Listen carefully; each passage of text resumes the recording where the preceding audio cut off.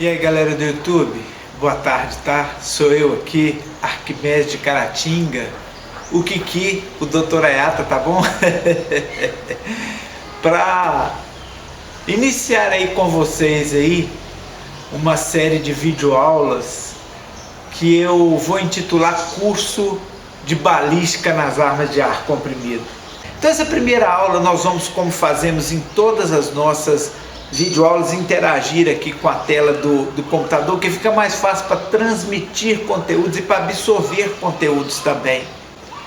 E vocês vão poder ver aqui a nossa tela que eu bolei para ser como se fosse a tela de entrada do nosso curso de balística das armas de ar comprimido, onde você pode ver aqui uma logozinha do Dr. Ayata e aqui do lado um projétil atravessando uma taça com líquido, onde você divisa, você observa só nesta foto aqui mais de 10 eventos de balísticas diferentes aplicados a esse projétil que ora sai da taça aqui e aos efeitos que ele provocou nesse meio contra o qual ele colidiu.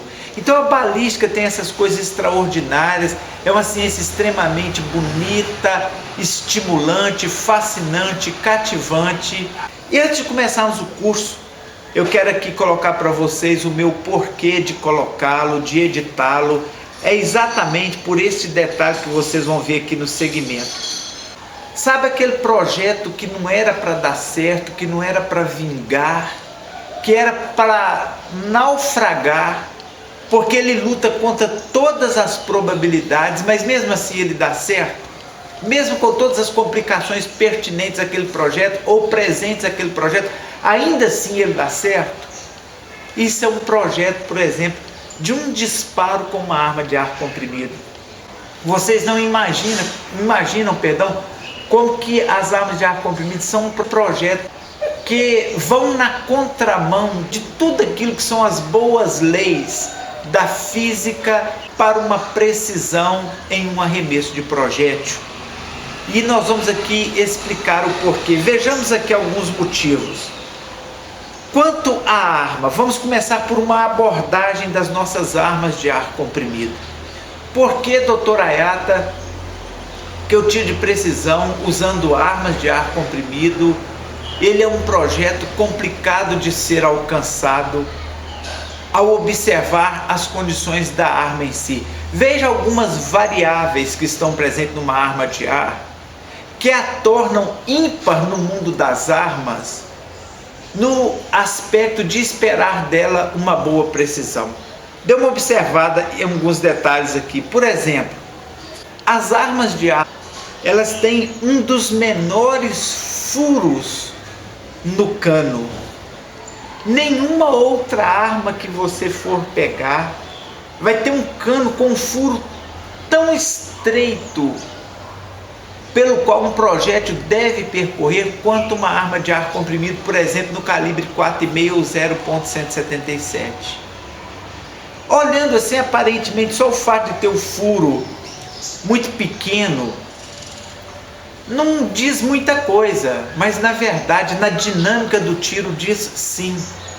Porque a quantidade de ar armazenada que vai precisar de escapar por aquele furo, a pressão na qual esse ar será submetido para ter um escape por aquele pequeno furo, ainda tendo dentro daquele furo um projétil, um sedimento, fará com que esse pequeno furo trabalhe como um estrangulador do ar e do projétil. Conforme a quantidade de ar, ele chega a deformar o projétil, porque ele trabalha como um estrangulador.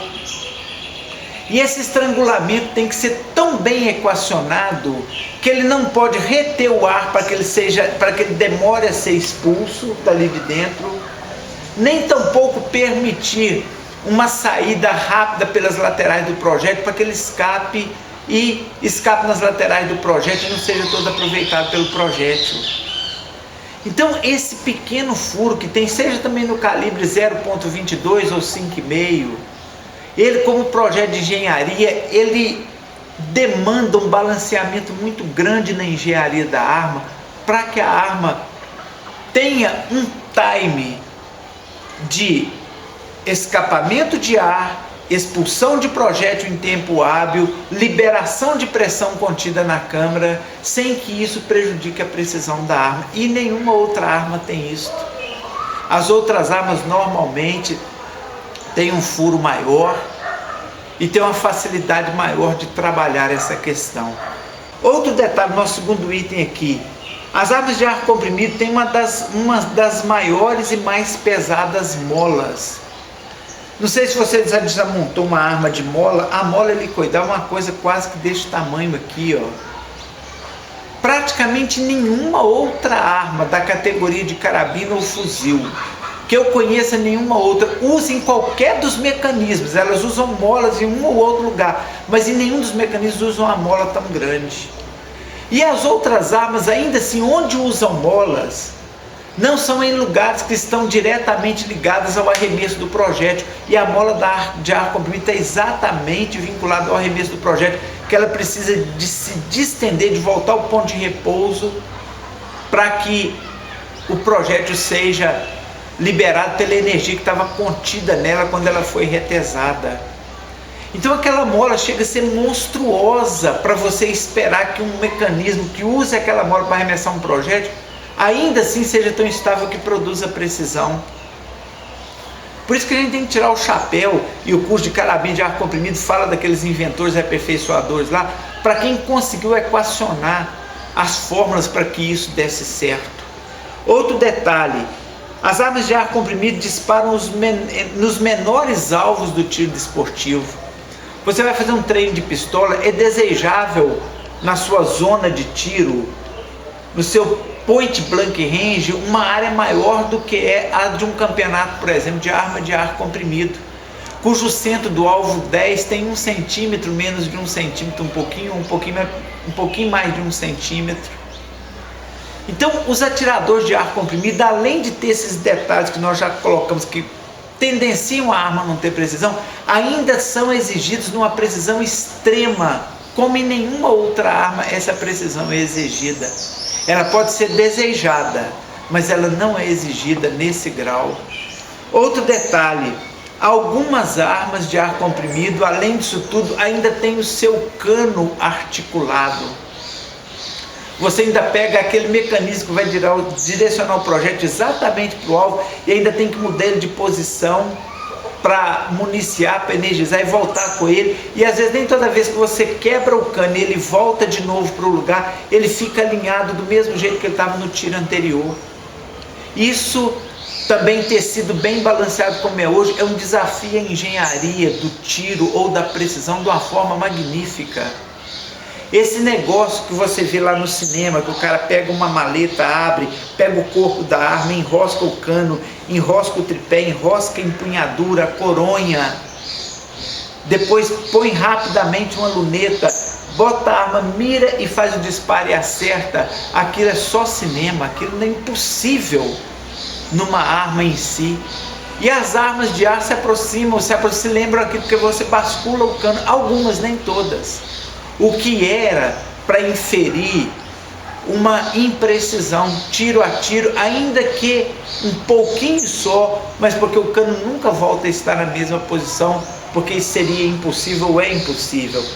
É uma arma que usa um peso enorme para expulsar o projétil. Você não tem, em relação projétil e o peso daquilo que eu arremesso, uma proporção tão desigual quanto você tem nas armas de ar. Para você ter ideia, um projétil 4,5 tem meio grama mais ou menos, 0,6 gramas, 0,7.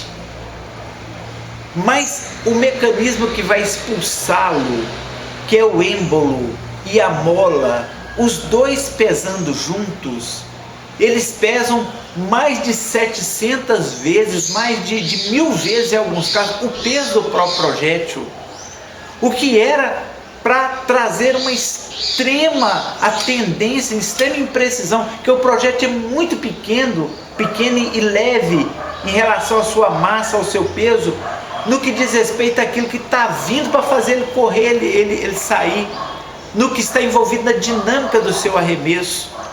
Aí você pega uma arma de fogo, o projétil pesa aí, digamos, 25 gramas. Se você pesar todo o restante que vem atrás dele, pesa aí suas 100 gramas, menos do que isso. A proporção entre projétil e o que eu arremesso é muito mais ínfima, quando nas armas de ar a proporção de um projétilzinho com os mecanismos que o arremessam é extremamente desigual. Outra coisa, é um dos poucos tiros que demanda fadiga muscular para a energização da mola. Você está tirando com a arma de fogo, você fez um tiro, você puxa o ferrolho, encaixa de novo, ou você só quebra o cano, insere o outro cartucho, o cano já quebra num certo grau.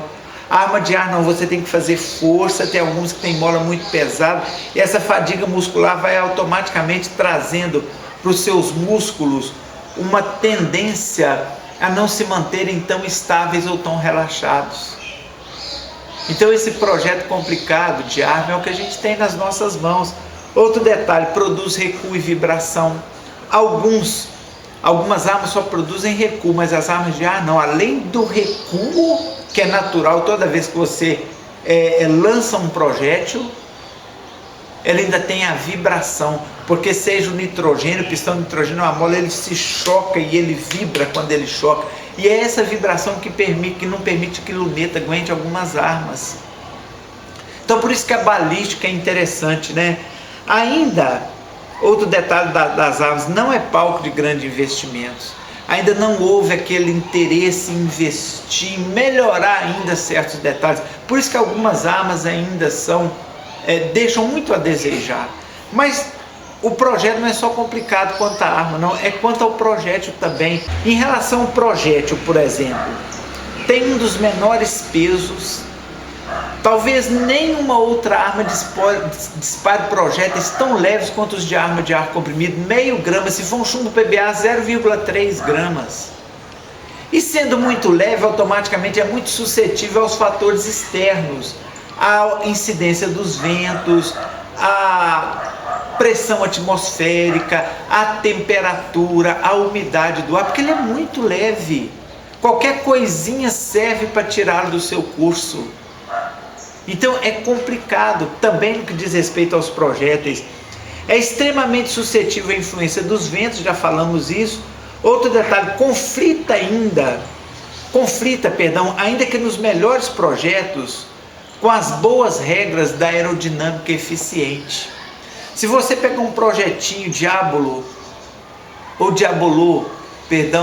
de uma arma de ar comprimido e mostrar para qualquer projetista de aerodinâmica, ele fala, não, esse projétil ele não é aerodinâmico, ele é pouco aerodinâmico, por causa do formato, o shape dele, não é assim, não é esse o formato que um objeto tem que ter se ele quiser trafegar bem, encontrando a menor resistência possível no ar.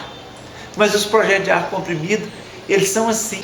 Outros detalhes, poucos têm, por trás de seu desenvolvimento, um bom estudo de balística aplicada. Há firmas que produzem chumbo, que só olharam um modelo, criaram uma forma e produziram, mas não pegaram o projétil, analisaram o projétil, analisaram as potências nos quais ele será submetido por armas diferentes, para produzir ali, através de diversos cálculos, fórmulas e mudanças, um projeto que deu o melhor resultado dentro dessa faixa de potência e distância diversificada que os aguarda nas armas que nós temos. Outro detalhe, devido ao material de construção dos nossos projéteis, ele é extremamente suscetível a danos na hora do transporte, na hora do municiamento. São projéteis frágeis. Tem uns que tem a sainha tão fininha, de chumbo tão macio, que às vezes na latinha você ir carregando o carro e vibrando, caindo num buraco, ela amassa. Ou você vai pôr ele no cano, na hora que você põe, que você está apertando, ele amassa a saia. Aquele amassamento vai tirar toda a condição dele ter uma aerodinâmica e uma precisão boa. Então esses detalhes mostram tanto que é complicado um projeto de um tiro com uma arma de ar comprimido. Mas tem mais, vamos lá. Marketing e informação é outro detalhe também que torna complicado o tiro com as armas de ar comprimido. Por quê? porque ele é comercializado em sua maioria sem o devido conhecimento. Poucas informações, poucas publicações são encontradas mais profundas sobre esse tipo de assunto. Você quer aprofundar seu conhecimento em arma de ar, você quase não tem material, não se publica, não se divulga, não se comercializa, não se valoriza, e quando acha ainda tem uma turma para criticar. Infelizmente, dou aqui um recado para os críticos de plantão que estão aí de trás da tela. Meu amigo, começa a produzir. Tá ruim? Faz melhor então, todo mundo vai te aplaudir. Outro detalhe, a assistência técnica, quando requerida, especializada, é difícil. Normalmente fica fora da cidade da gente, você não pode acompanhar, você não tem contato com o técnico, você tem contato com a casa ou com o 0800. Mais um detalhe, a maioria dos produtos de melhor qualidade ainda tem que ser importados. O Brasil ainda não arrancou para valer nesse aspecto. E a coesão, ou seja, a união dos atiradores, ainda é estratificada por parte dos praticantes, dificultando a troca de informações. A falta de senso de formação também. Ao contrário do que ocorre, por exemplo, com armas de fogo, as armas de ar ainda não despertaram segmentos interessados na sua promoção cultural e especializada. As prefeituras não investem, estados não investem, raramente, para um cara fazer uma Olimpíada aí nesse aspecto, uma luta, só ele sabe, é a nossa realidade. E falta de demonstração prática do desempenho dos equipamentos. Você compra arma e você não sabe, porque não tem uma demonstração prática do desempenho. É diferente com o carro. O carro chama o piloto de teste, põe lá, o cara mostra que dá de 0 a tanto e tanto tempo, que faz isso, que faz aquilo. Arma de ar não. Você compra na cega, a gente ainda acha alguém que de boa vontade fez um review bem feito daquilo para te dar uma noção. Mas isso torna o tiro uma coisa complicada. E o resultado e as consequências desse quadro todo que nós falamos é compras no escuro, o atirador compra sem saber o que está comprando, insatisfação nas aquisições, fica chateado com o que comprou, desempenho ruim por falta de informação. Às vezes ele comprou até uma arma boa, mas não tem informação, ele não consegue. Gente, como é que o cara lá naquele canal faz? Eu não consigo, não tem informação de como trabalhar com a arma e com o projétil. Depreciação injusta do esporte, o esporte vai sofrendo uma degradação de valores por causa disso. E retardo na projeção nacional do esporte. O esporte nunca pega aquele nível que, por exemplo, pegou o vôlei, o futebol, que hoje todo mundo vê, aprecia, porque o tiro é tão lindo quanto até mais bonito. Mas esses detalhes às vezes geram entraves. E heterogeneidade e faccionalismo. Separa grupo A, grupo B, aqui não entra, não sai, e todo esse prejuízo.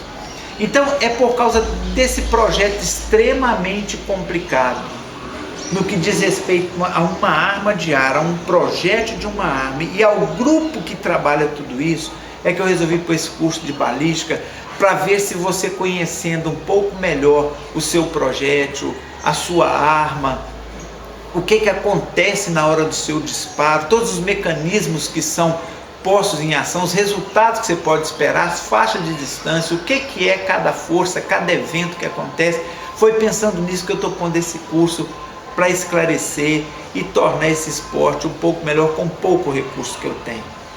Espero ter feito uma dissertação proveitosa e te digo, se gostou, dá um joinha no canal e aguarde que as demais aulas virão por aí, ok? Valeu, galera!